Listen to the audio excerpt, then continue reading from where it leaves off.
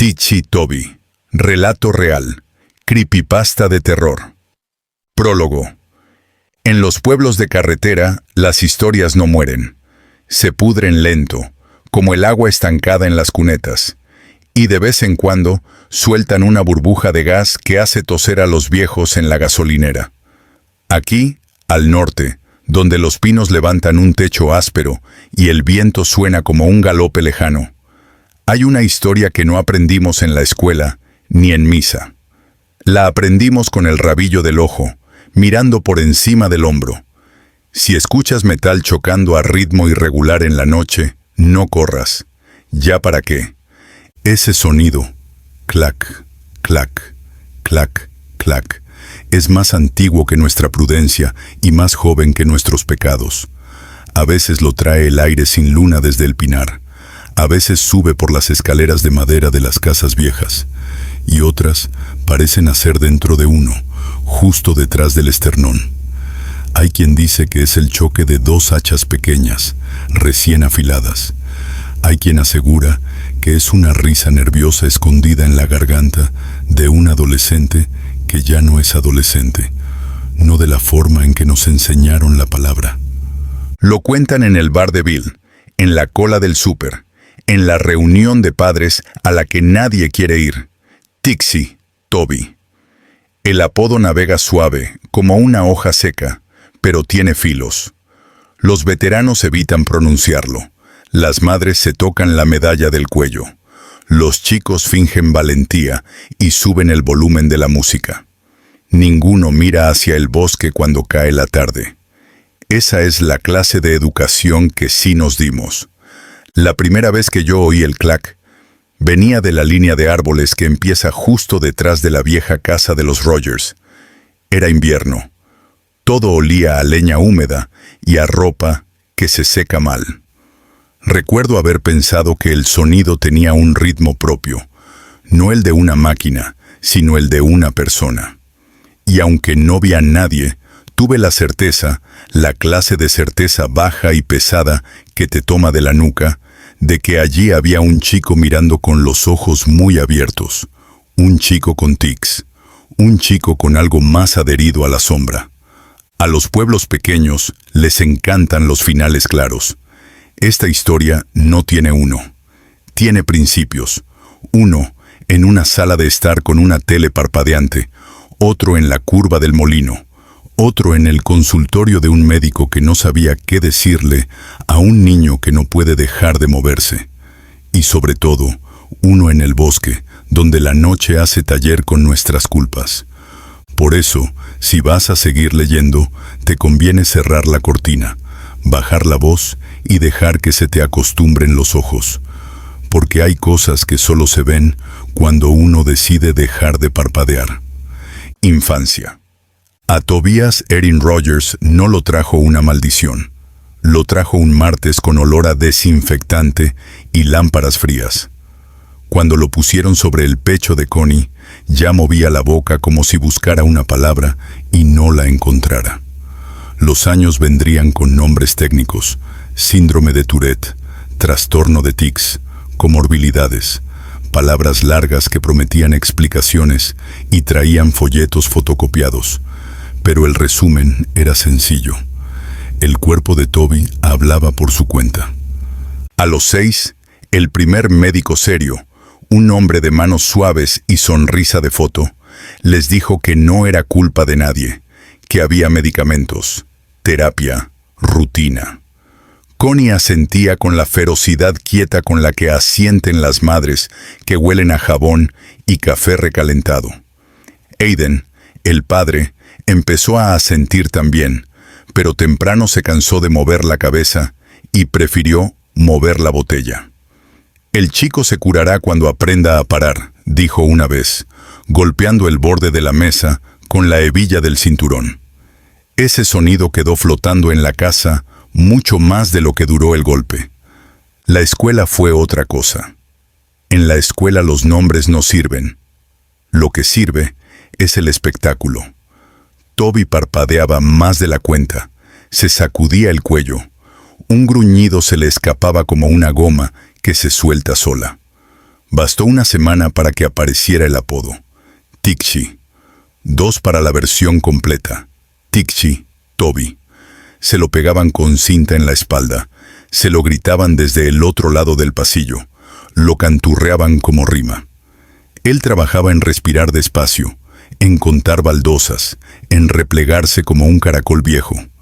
De noche, el cuerpo dolía por donde no hay músculos, y el cansancio era un ruido que no cesaba. La casa de los Rogers olía a sopa la mayor parte del tiempo. Connie colgaba recetas arrancadas de revistas en la puerta del refrigerador y las seguía como si fueran misales. Quería orden, quería horarios, quería que el mundo, ese animal sin correa, se quedara fuera del corral de su cocina. Aiden llegaba a destiempo, con los hombros hundidos, la barba sucia de sombra. La televisión le hacía compañía, una luz azul que les comía las pupilas. A veces, cuando Toby dejaba caer involuntariamente el tenedor o tiraba el vaso con la mano que le temblaba, el hombre decía su nombre con una O larga que no era nombre, era juicio, Tubai. Y luego venía el cinturón, o la carcajada, o el silencio, que podía ser peor. Lo que salvaba a Toby, y salvar, aquí, es una palabra pobre, pero sirve, era Lyra, la hermana mayor. Lyra había heredado de Connie las manos pequeñas y la constancia, y de Aiden, quizá, esa forma de apretar la mandíbula cuando algo se pone feo. Dibujaba en un cuaderno con tapa dura, cometas, casas con ventanas redondas, perros flacos que parecen sonreír. Sobre la cama de Toby pegó una tarjeta con rotulador grueso. Tobías no es sus tics. Cuando el cuerpo le brincaba como un pescadito fuera del agua, ella le tomaba la frente con las 2 palmas y le hablaba con voz de radio. Aquí estoy, hermanito. Sigue mi voz. Sigue el conteo. 4 hacia adentro, 4 hacia afuera. A veces funcionaba. Otras número.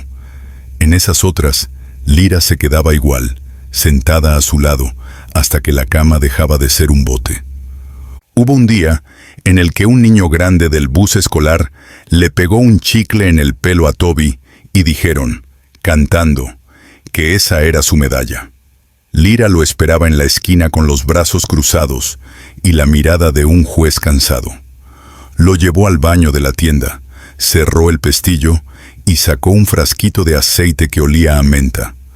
Sentados en la tapa del inodoro, con la luz amarilla parpadeando, lo ayudó a despegarse el chicle mechón por mechón. No eres su juguete, dijo, ni su chiste, eres mi hermano. Él no pudo hablar. En su cabeza, sin embargo, algo se acomodó 1 centímetro a la derecha, como cuando enderezas un cuadro y el mundo respira.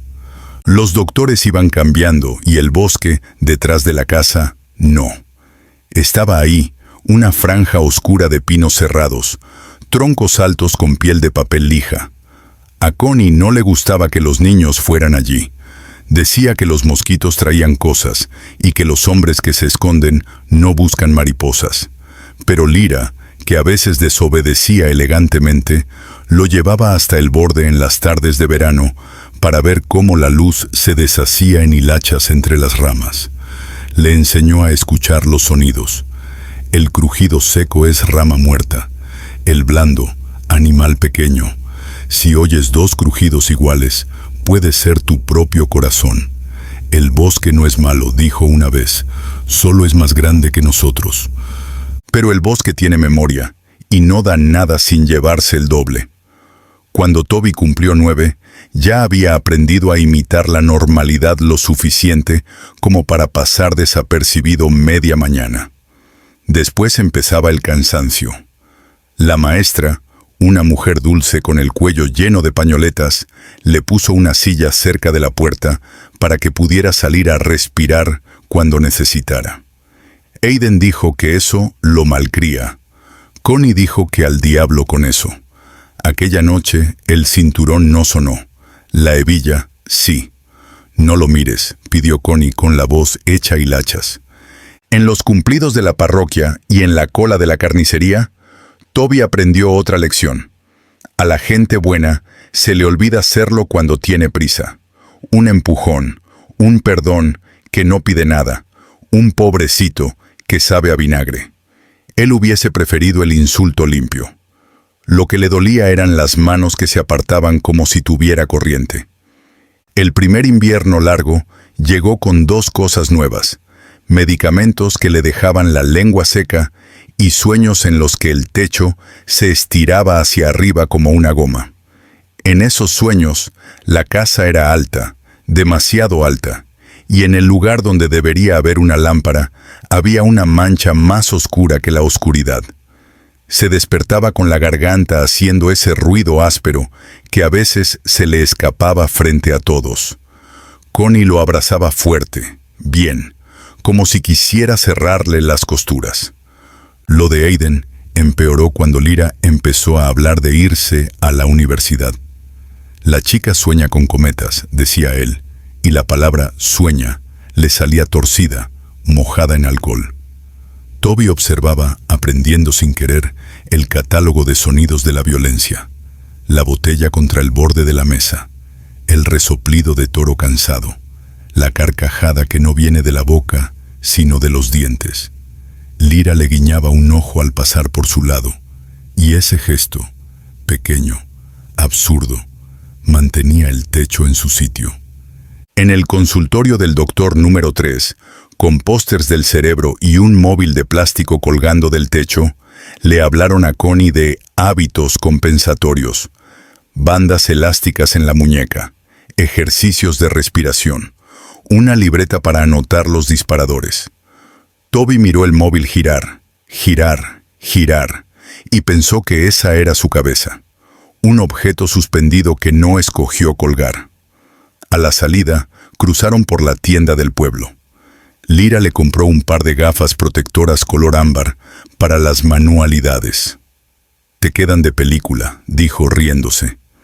Él se miró en el espejo sucio de la columna y por un segundo vio a otro, a un chico que no tartamudea con los músculos, que no es un semáforo parpadeando en una calle oscura. La escuela les organizó a los niños una visita al taller del ferretero. Les enseñaron clavadoras, brocas, sierras circulares detenidas. El ferretero puso especial énfasis en la palabra detenidas y una caja de herramientas con 2 hachas pequeñas de mango claro. El hombre las alzó. Hizo sonar los herrajes clac clac, y el eco caminó por el pecho de Toby como un animal que encuentra su jaula. No supo si le gustaba o le asustaba. Solo supo que entendía ese ritmo, como quien reconoce su propia tos en otra habitación. A la salida, el chico grande del bus volvió a cantar su nombre. Toby bajó la mirada. Lyra se puso a su lado como una columna. «No te preocupes», le dijo en voz baja. «Nadie sabe escuchar». Esa noche, cuando la tele parpadeaba y Aiden roncaba con la boca abierta, Lyra se sentó en el suelo del cuarto de Toby, cruzó las piernas y abrió el cuaderno. «Mañana te llevo al molino», dijo. «Ahí el viento suena distinto. Te va a gustar». Él asintió. El cuerpo, no.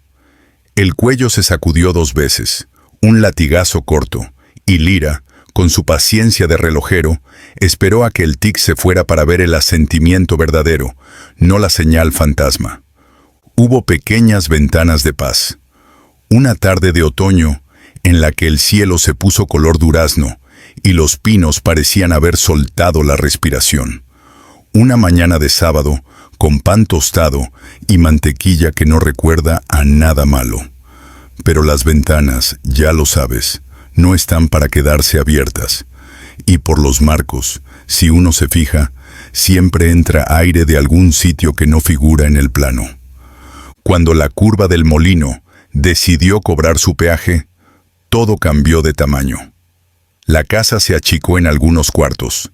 El de Lyra quedó como una fotografía encerrada en otra fotografía, y se alargó en otros. El pasillo, por ejemplo, donde la alfombra se convirtió en un corredor de hospital que no ha sido fregado con ganas. El bosque, en cambio, creció.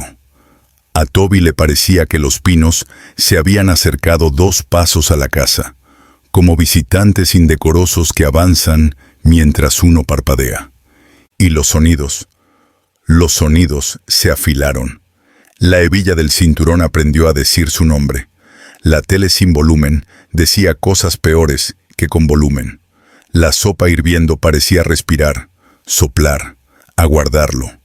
Por la noche, cuando Connie apagaba la última luz, se oía algo.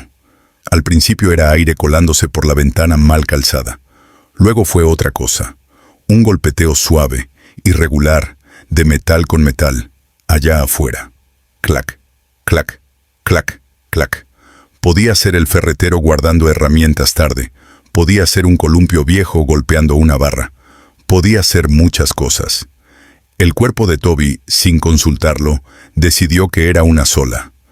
Aquella fue la temporada en la que empezó a salir al patio descalzo, a quedarse inmóvil en el límite con el pinar, con las gafas ámbar colgando del cuello como un amuleto barato.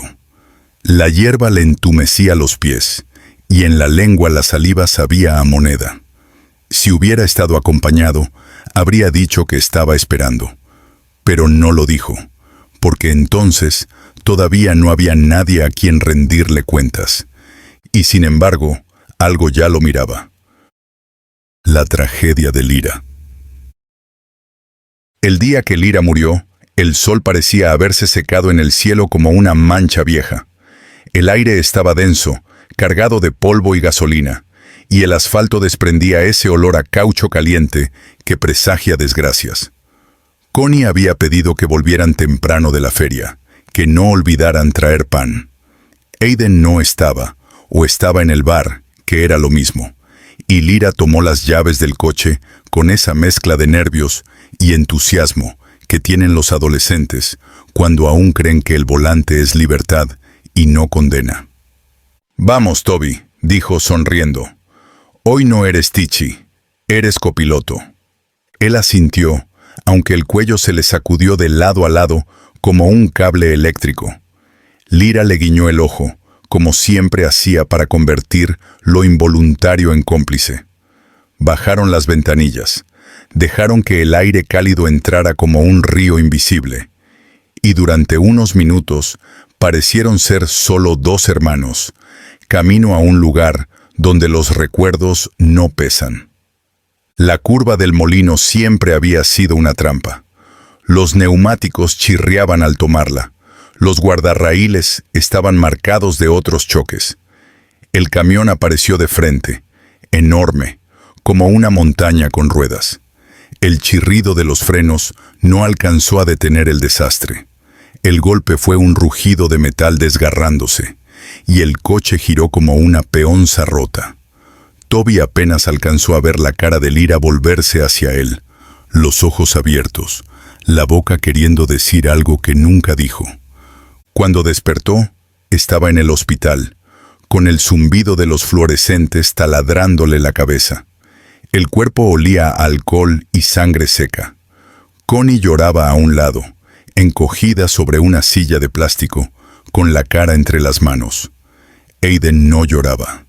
Aiden estaba de pie, con la mandíbula apretada, bebiendo del aliento de su propia rabia. Ella era la fuerte, dijo con voz ronca, la que iba a salir de esta posilga. Y tú, se giró hacia Toby, que lo miraba con los ojos vidriosos. Tú sigues aquí. No hubo más palabras. El silencio del hospital las devoró, como devora todo lo que huele a esperanza.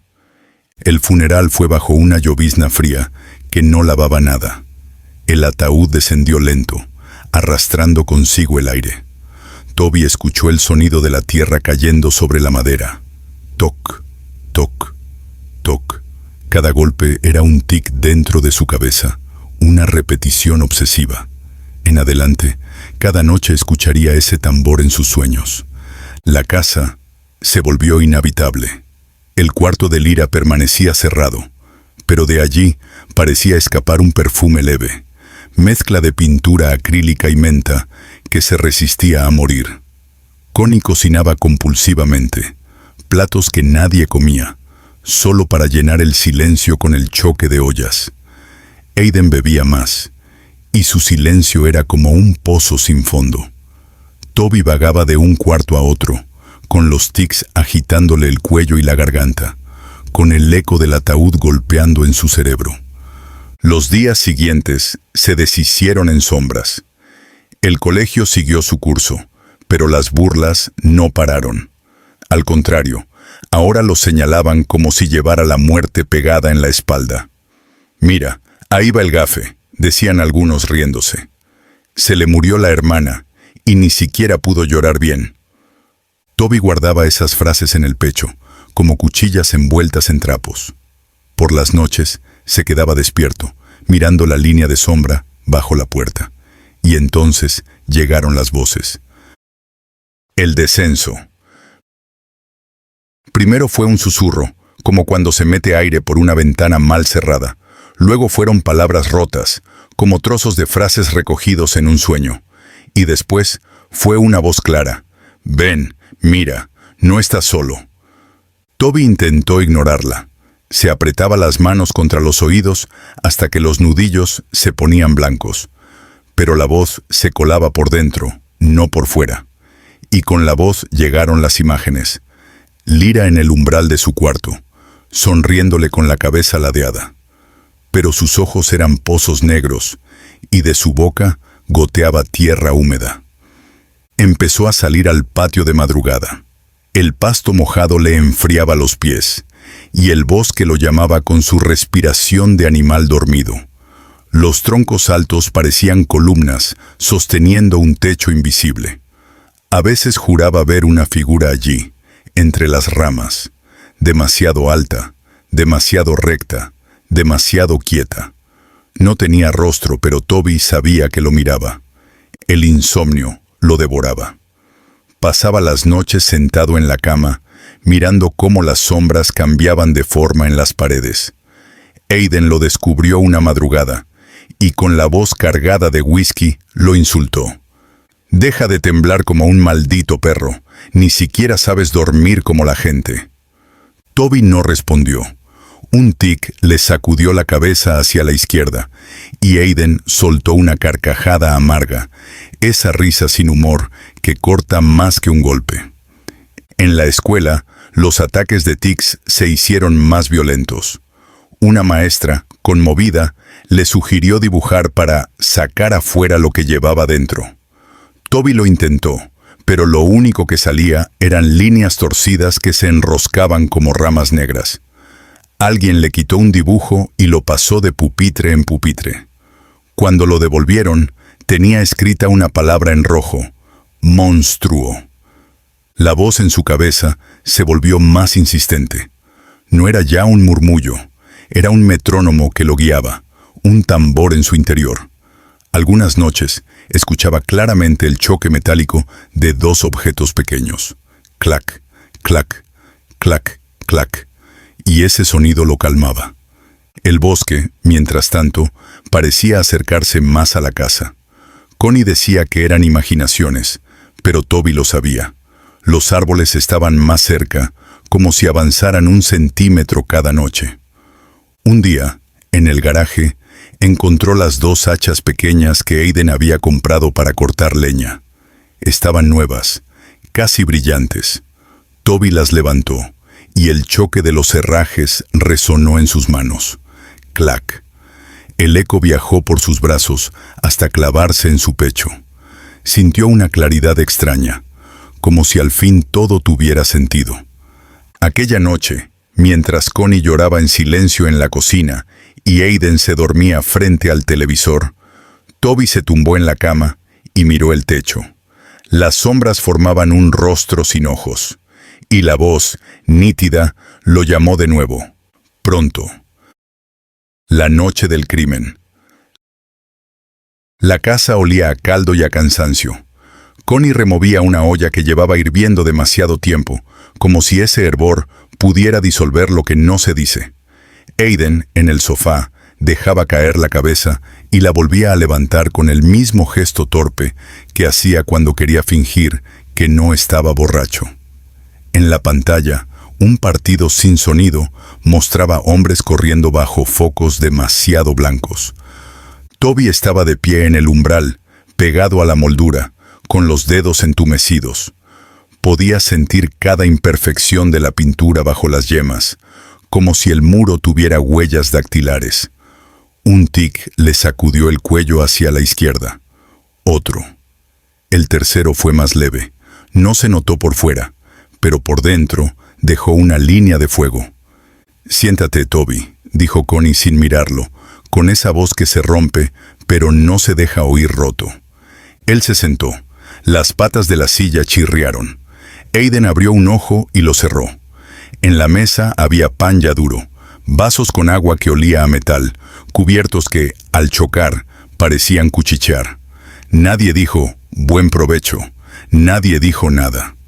El profesor llamó, intentó Connie, como si lanzara una cuerda a un pozo. «Dice que puedes tomarte unos días». Aiden soltó una risa seca, de 2 notas. «Claro, que el mundo se detenga porque el chico no sabe». Hizo un gesto con la mano, una vibración burlona del cuello. No terminó la frase. No hacía falta. El cuerpo de Toby respondió antes que su cabeza. Un sacudón leve. Luego, una calma que no supo reconocer. El aire de la cocina tenía partículas de polvo girando en torno a la lámpara, formando pequeños sistemas solares pobres. «Basta, Aiden», susurró Connie. «Por favor». Aiden apartó el vaso con el dorso de la mano. Cayó, giró en el mantel, volcó el agua. Connie se levantó como un resorte. Fue a buscar un paño. Aiden miró a su hijo, con los ojos rojos, y dijo casi en un susurro áspero, «Si no fuera por ti, ella».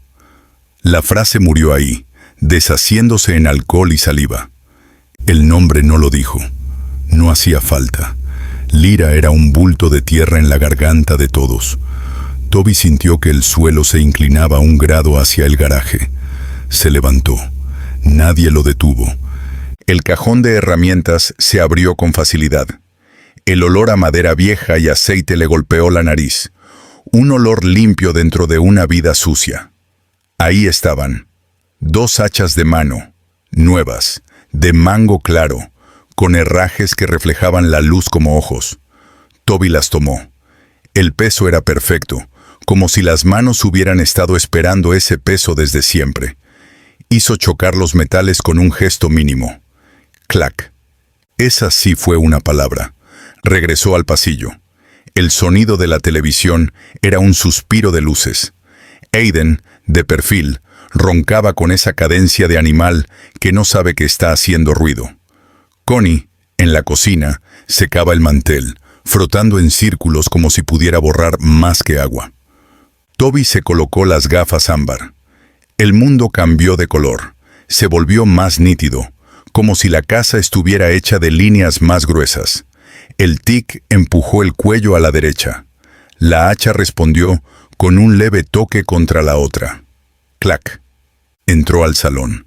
Se paró a 1 metro del sofá. Se quedó mirando a su padre como se mira una puerta cerrada. Sintió su respiración. Notó, con la precisión con que se anota una fórmula, la vena del cuello de Aiden palpitar 3 veces. En algún lugar de la casa, la madera crujió como un dedo que se flexiona. Toby dio un paso. «Toby», dijo una voz a sus espaldas, tan baja que pudo haber sido un pensamiento de Connie, o pudo no haber sido nada. Él no se dio la vuelta. A veces no hay detonantes, ni discursos, ni epifanías. Hay movimientos. El brazo sube, el brazo baja. La primera vez fue torpe, un golpe que casi resbala. La segunda, más precisa. La tercera, fue silencio.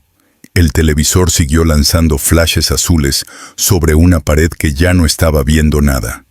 Connie gritó. El grito sonó como algo que no sabía salir de ese cuerpo, como si alguien le hubiera puesto la voz al revés. La olla reventó el hervor.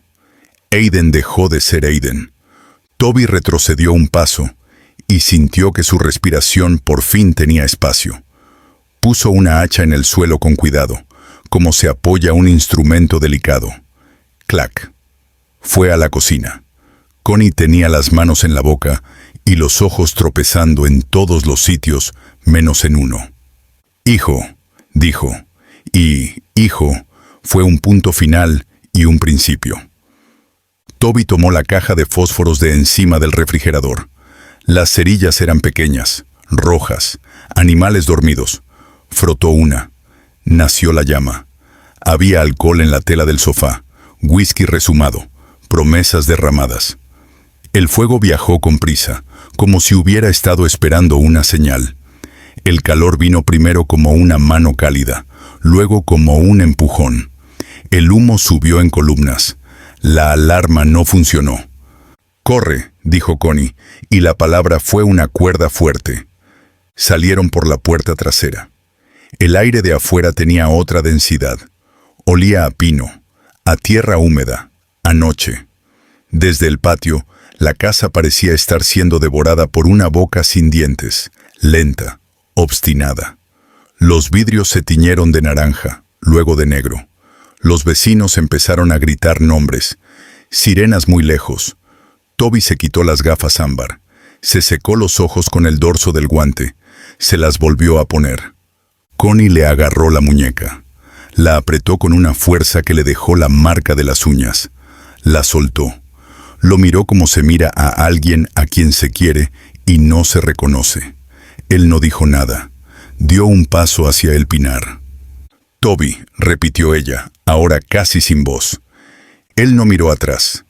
La línea de árboles era una frontera de sombras agrupadas. Al cruzarla, el ruido del pueblo se quedó del otro lado como una radio envuelta en mantas. La tierra cedía un poco bajo las zapatillas. Las agujas de pino amortiguaban el paso, haciendo que todo sonara más lejos, incluso el propio corazón. El humo de la casa se mezcló con el olor vivo de la resina. Toby avanzó.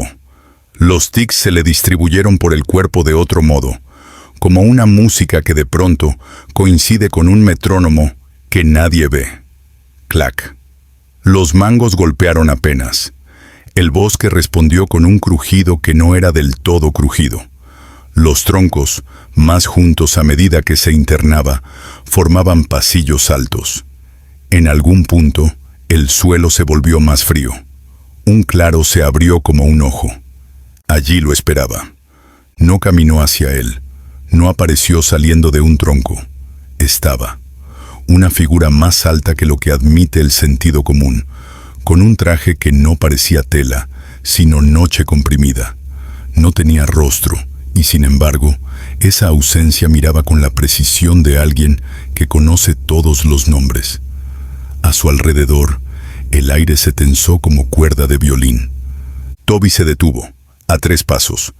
El tic le empujó la barbilla hacia la derecha. Esos movimientos que tanto dolor le habían traído se volvieron saludo, signo, contraseña. Levantó una de las hachas, no como amenaza, sino como presentación. La hizo chocar, suave, contra la otra. Clac. El sonido se elevó, golpeó las copas, volvió, cambiado, como si el bosque hubiera dicho, «Te escucho», en un idioma mineral. La figura inclinó la cabeza, o lo que sería cabeza en un cuerpo que no necesitaba explicaciones humanas. Apenas un gesto exacto. Del contorno, por un segundo, pareció brotar algo parecido a ramas o a nervaduras que no pertenecían a ningún cuerpo de carne. La temperatura bajó 2 grados. No hubo palabras. Las palabras son herramientas pobres para los pactos viejos. Toby sintió un tirón desde detrás del esternón, como si alguien lo apartara un pasito de donde había estado toda su vida para colocarlo medio centímetro a la derecha. Ese medio centímetro era un mundo entero. Sus manos dejaron de sudar. La respiración se claudicó en un ritmo nuevo. Todo lo que antes había sido ruido se ordenó en compases que no necesitaban explicación. Comprendió, de esa comprensión que no usa diccionarios, que ya no tendría que estar solo nunca más. Bajó el brazo, aflojó los hombros. La figura dio un paso imposible, que no sonó a paso. Entre los dos no había viento. El bosque alrededor seguía haciendo lo que hacen los bosques: crujir, vivir, respirar. Pero en ese círculo pequeño, de 3 metros, el tiempo se había encogido. Vio, sin verlo, cosas. La curva del molino multiplicada en todas las curvas del mundo. Habitaciones en las que la gente pronuncia nombres de muertos con ligereza. Niños a los que otros niños les enseñan cómo duele un apodo. Basureros que crujen con aquello que nadie quiso mirar de frente.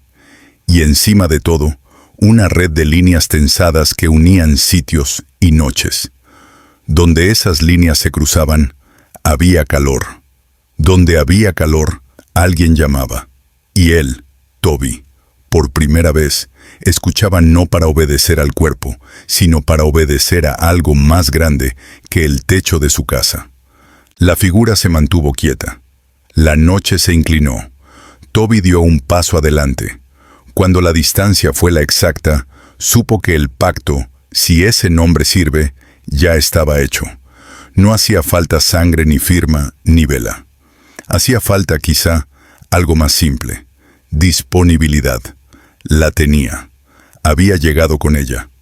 Pasó largo rato, o un segundo, antes de que el bosque aflojara el nudo. Detrás, más allá de los troncos, el cielo se enrojecía en pulsos. La casa de los Rogers peleando sus últimas brasas. Del pueblo llegaban retazos de sirenas, ladridos, voces con miedo. Aquí, todo era distinto. Toby bajó la vista a sus manos. Las hachas parecían más limpias de lo que recordaba. Las gafas ámbar le devolvían el reflejo de un chico que no tartamudeaba con los músculos. Un chico con ritmo.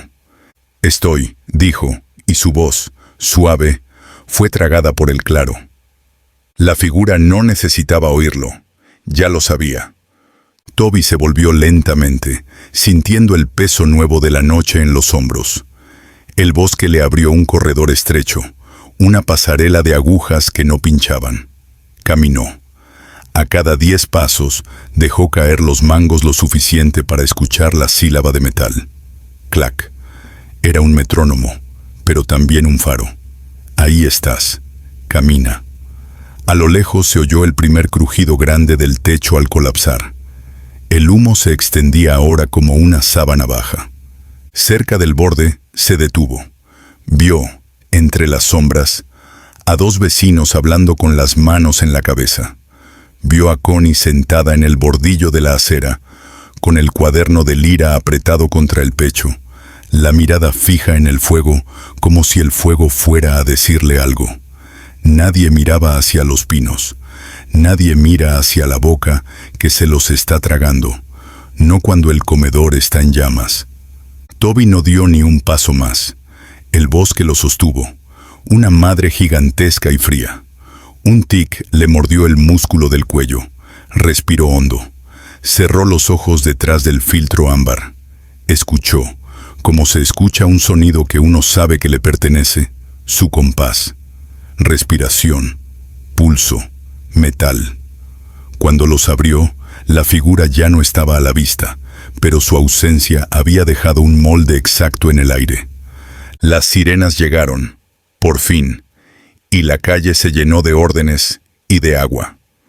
En el límite de los pinos, el chico permanecía recto, como una estaca, convertido en algo que encaja con ese paisaje como siempre debió encajar, con la misma naturalidad con la que encajan los nombres malditos en los mapas viejos.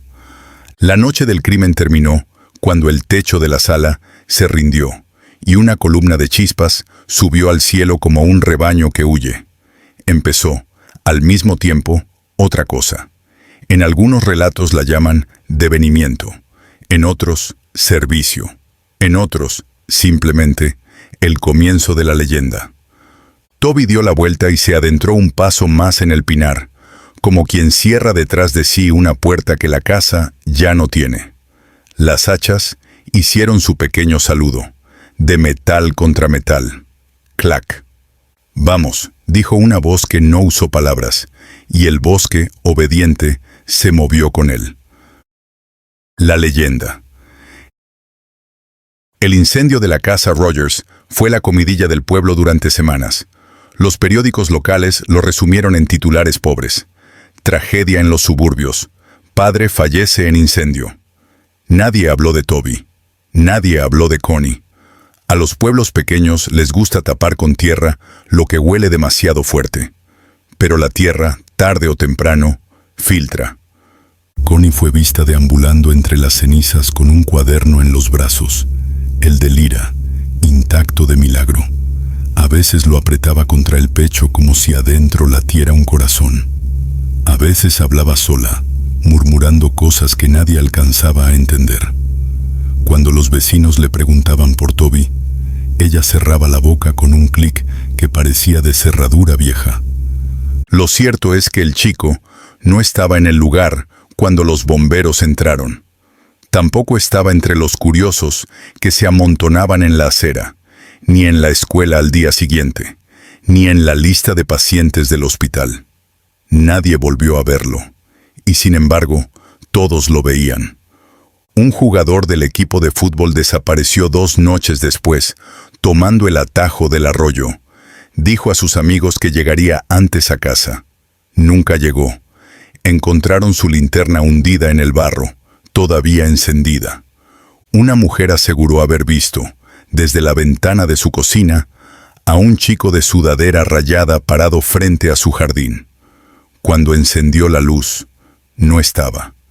Pero en el cristal quedó una marca de mano, demasiado fría para ser de alguien vivo. Un camionero que atravesaba la carretera del molino juró que alguien se cruzó en su camino, delgado, encorvado, con 2 destellos metálicos en las manos. Frenó de golpe. No había nadie, y sin embargo, el sonido persistía. Clac, clac, clac, clac. Los rumores crecieron.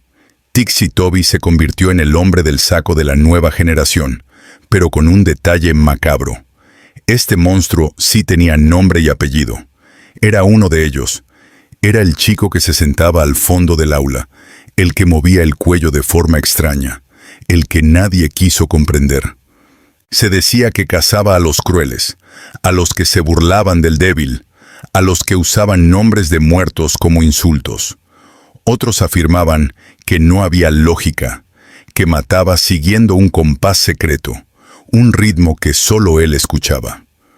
Hubo quienes juraron haberlo oído reír entrecortado, como si la risa viniera en pedazos.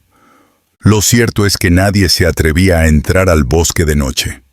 Los leñadores dejaban de trabajar temprano, aunque eso significara perder paga.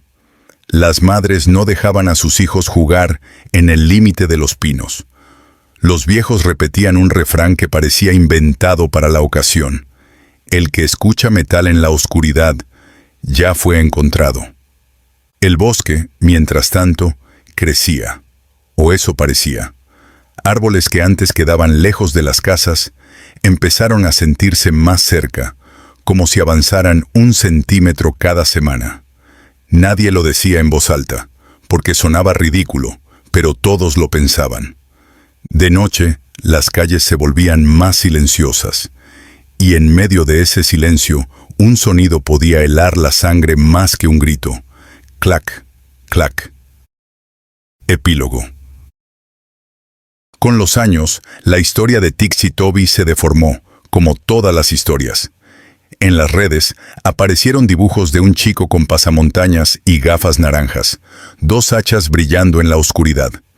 En los foros de internet, los adolescentes escribían relatos, algunos ficticios, otros demasiado precisos.